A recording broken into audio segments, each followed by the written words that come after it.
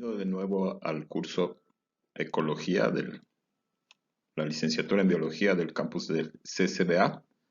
Y bueno, hoy vamos a tratar de darles una idea mejor de qué es ecología.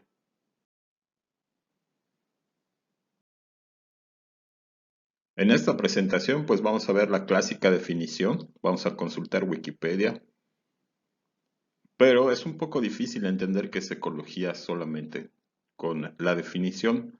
Entonces, bueno, vamos a ver un poquito dos ejemplos muy sencillos de trabajos de investigación ecológica que hemos hecho aquí en este mismo campus, sus mismos profesores que les damos clase. Y vamos a hablar un poquito de qué es una investigación científica y por qué consideramos que la ecología es una disciplina científica. Aquí tenemos la clásica definición que vemos en los libros de texto de secundaria y de primaria y que, pues para no ser menos, ahora ya se trasladó a la universal Wikipedia.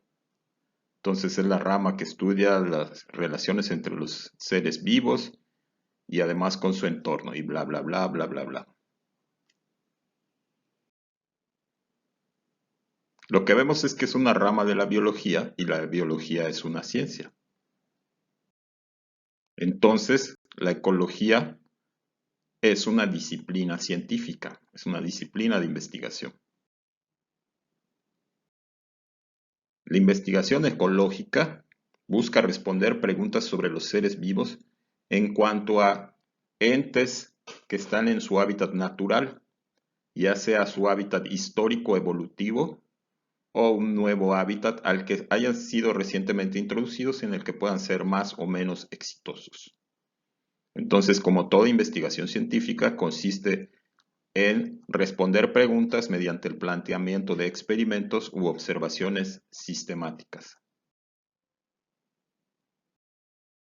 Acá tenemos un ejemplo. Si ustedes ven, esta es la carátula de un artículo que escribimos algunos profesores de la carrera que pueden haber conocido, puede ser que les hayan dado clases. Tenemos, yo que soy ecólogo, tenemos a un profesor de estadística, el doctor Jorge Navarro, y la doctora Silvia Hernández.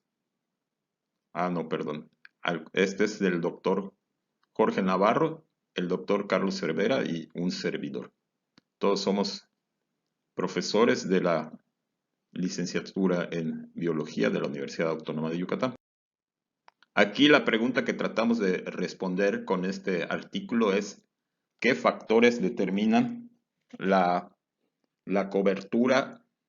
La cobertura consiste en la combinación de los tamaños, pero también de la abundancia, o sea, del número de individuos, de un agave angustifolia, más bien de la especie agave angustifolia, que es un pariente muy cercano del conocido henequén.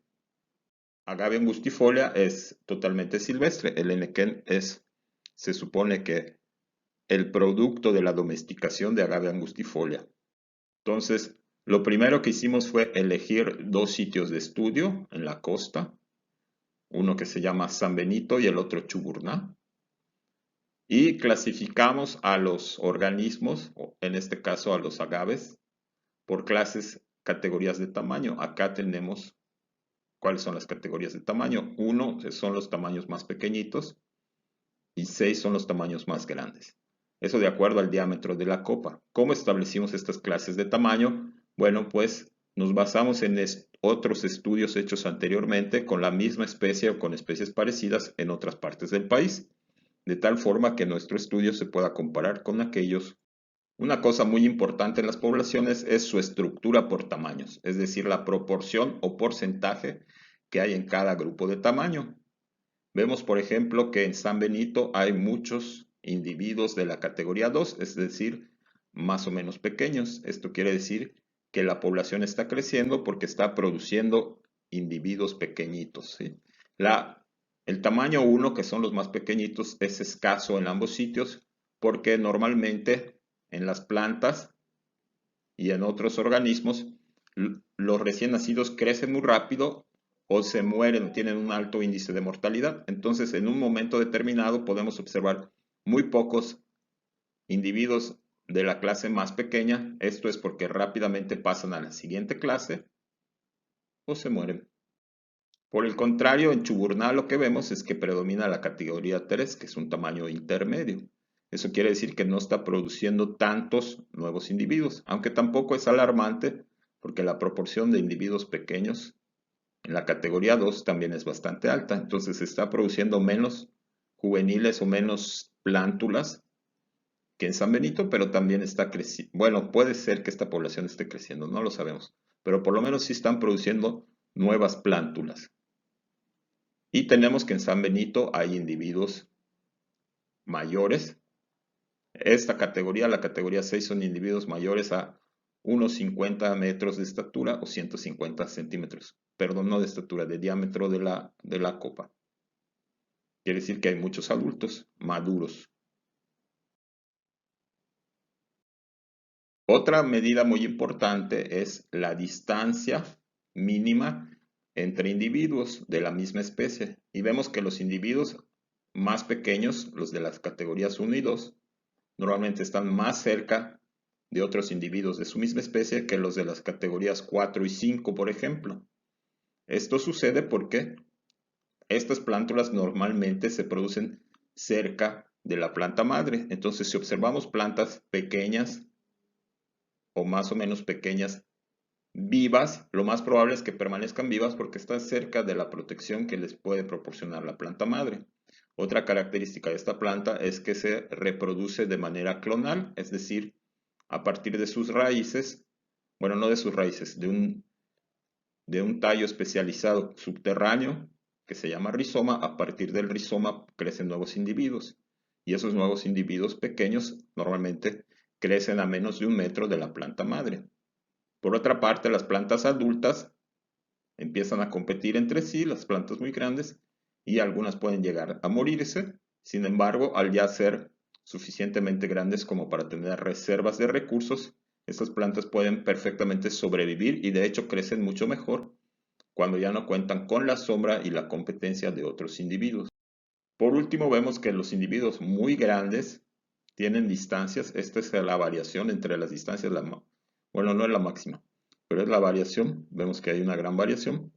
Lo que pasa es que estos individuos los podemos ver a corta distancia de otros individuos de la misma especie porque estos individuos se están reproduciendo muy rápidamente, ya sea porque se reproducen mediante semillas, pero las semillas no siempre se van muy lejos y pueden germinar cerca de la planta madre, o ya sea porque se reproducen mediante los rizomas que ya habíamos mencionado.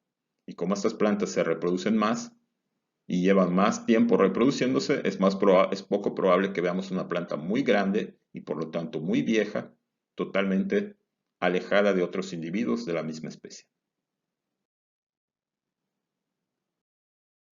Acá tenemos otro artículo que publicamos en el 2016, también en su mayoría profesores de esta misma licenciatura. Está el doctor Jorge Navarro, que es estadístico, biomatemático, un servidor ecólogo, la maestra Silvia Hernández, especialista en vertebrados terrestres, principalmente en mamíferos, pero también ha trabajado con aves, como en este caso, y, y con reptiles. Aquí la pregunta fue, si tenemos pedazos de selva que han sido utilizados para la agricultura, pero han sido abandonados a diferentes edades, vamos a decirlo así, o tienen diferentes años de abandono en los que la selva se ha podido regenerar, si cambia la abundancia y diversidad de estos grupos de aves, las palomas, los pájaros carpinteros y los colibríes. Para eso fuimos a Chilam y elegimos sitios en los que la misma gente que trabaja y vive ahí nos informó cuánto tiempo tenía que habían abandonado esas parcelas. Por supuesto, tuvimos que elegir o seleccionar diferentes parcelas de la misma edad para tener lo que llamamos repeticiones o réplicas, o en nuestro caso pseudo réplicas. Al mismo tiempo también muestreamos algunas variables que eran indicadoras de la vegetación, cuánto tiempo llevaban abandonadas y la selva se estaba regenerando. Y entonces estas variables coincidían con lo que había reportado la gente, es decir, en las parcelas con más años tenía que las habían abandonado y las habían dejado de cultivar, había mayor cobertura de árboles y arbustos y mayor diversidad de arbustos. En cambio, las parcelas que tenían menos años, las que tenían de 0 años de abandono, es decir, que las habían abandonado ese mismo año o que todavía las estaban utilizando para cultivar o como pastizales, lo que tenían era casi nada de árboles, muy pocos arbustos y la mayor parte de su cobertura eran herbáceas. Herbáceas es vegetación de menos de 50 centímetros de altura. También vimos, en este caso, en este eje tenemos los años de abandono, de 0 a 2 años, a más de 10 años, que es lo que había reportado la gente, que en las parcelas con menos años de abandono, que son de entre 0 y 2 años y 2 y 5 años, las columbides o palomas eran las más abundantes, específicamente dos especies de tortolita, porque les gusta forrajear donde la vegetación es baja y pueden ver venir a sus depredadores desde muy lejos y emprender el vuelo, además de que se producen las semillas pequeñas que son su recurso alimenticio preferido. Los pícidos, que son los pájaros carpinteros, vemos que al contrario necesitan parcelas o que son más abundantes en parcelas de más de 10 años. Esto es natural porque para alimentarse ellos necesitan que existan árboles maduros. Esos árboles maduros tienen gran proporción de tejido muerto, madera muerta, donde están o se reproducen o viven los insectos que son su alimento favorito.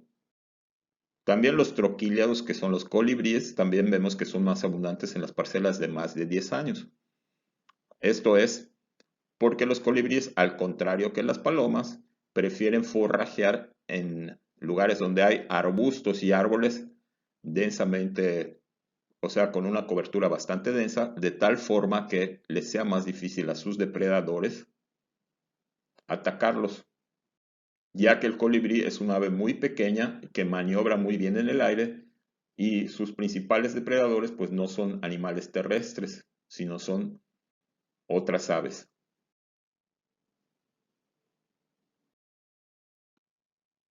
Estos artículos se los platiqué a muy grandes rasgos, pero se llevaron sus buenos semanas, meses y años de diseño. No fueron experimentos, pero sí fueron observaciones sistemáticas o metódicas que tuvieron que ser diseñadas desde cómo se iban a tomar las muestras, a qué métodos de análisis íbamos a utilizar, hasta la escritura de los artículos. Esto se puede llevar un año o varios meses o más de un año, dependiendo de la pregunta que queramos responder, desde el momento que iniciamos a planificar el estudio hasta que empezamos a publicar los resultados en uno o varios artículos.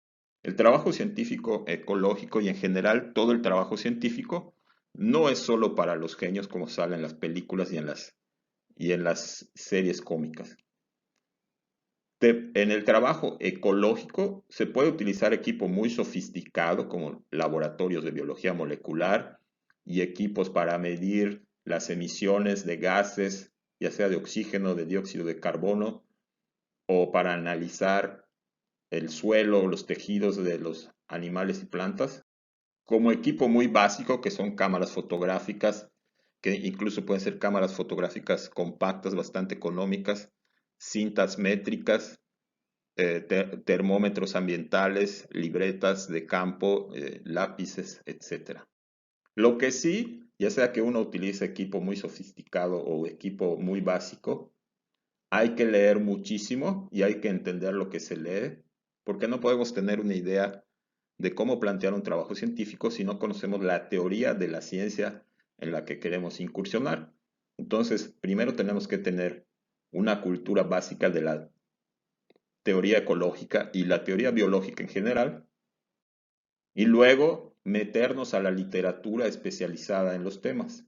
Ustedes verán que yo, esos dos artículos que les mostré, uno es sobre una planta, el agave, y el otro sobre aves. Bueno, yo no soy especialista en animales ni en aves, Lo que sí sé es analizar datos, realizar preguntas, planificar observaciones sistemáticas. Los otros dos autores, la maestra Silvia Hernández y el otro autor del artículo, Leonardo González, son expertos en fauna. Leonardo González específicamente es un ornitólogo. Y el doctor Jorge Navarro es experto en bioestadística, sabe mucho de análisis de datos y también sabe del uso de programas y de programación para hacer análisis de datos. Entonces, costó mucho trabajo. La maestra Silvia y el maestro Leonardo Guerrero estuvieron mucho tiempo en el campo observando aves, capturando aves, pesando y midiendo, marcando y soltando, y además, además capturando los datos en una enorme base de datos muy detallada. Yo estuve mucho tiempo revisando los datos, revisando las bases de datos, estuve mucho tiempo organizando los datos de tal forma que pudiéramos hacer el análisis. Como autor de correspondencia me tocó además escribir el manuscrito, enviarlo y que me lo criticaran. El trabajo científico es un trabajo comunitario. Aunque yo haga solo mi investigación y mi artículo, yo sea el único autor, lo tengo que enviar a una revista, ahí me lo revisan otros expertos en el tema que van a ser muy críticos, a veces ni siquiera saben quién soy yo, porque les dan el manuscrito sin decirles el nombre del autor para que no haya eso de las simpatías y las antipatías, y ellos hacen una revisión del contenido y de la forma del artículo y dan una recomendación al editor si vale la pena de publicarse o no. Es un ejercicio de constante humildad porque nos ponen en nuestro lugar. Ganas mucho conocimiento y respeto por los sujetos de estudio, más que si solo lees la Wikipedia o incluso los libros especializados o si solo te dedicas a ver documentales. Y cualquiera de nosotros lo puede hacer si tiene ganas. Solo hay que dedicarle mucho tiempo, principalmente al estudio y planeación. Y lo que les dije, aceptar las críticas de una forma constructiva, tanto el que critica como el que recibe la crítica. Ustedes también lo pueden hacer. Claro que les va a costar mucho tiempo y mucho esfuerzo, pero no necesitan invertir en grandes equipos. Si tienen ustedes un teléfono móvil, ya pueden tener muchas aplicaciones que les puedan servir, por ejemplo, para medir altitud, para localizar en mapas sus sitios, para identificar, para medir luz. Con eso y con cintas métricas, un poquito de gasolina o un poquito de ejercicio que hagamos, podemos tomar datos para responder alguna pregunta ecológica que puede ser de interés tanto científico como social. Y muchas gracias por elegir la materia ecología, aunque es obligatoria. Y espero que esta plática y las subsiguientes actividades y lecturas que la acompañan les sean de utilidad para que ustedes se den una idea de qué es la ecología y cómo pueden ustedes hacer ecología. Muchas gracias.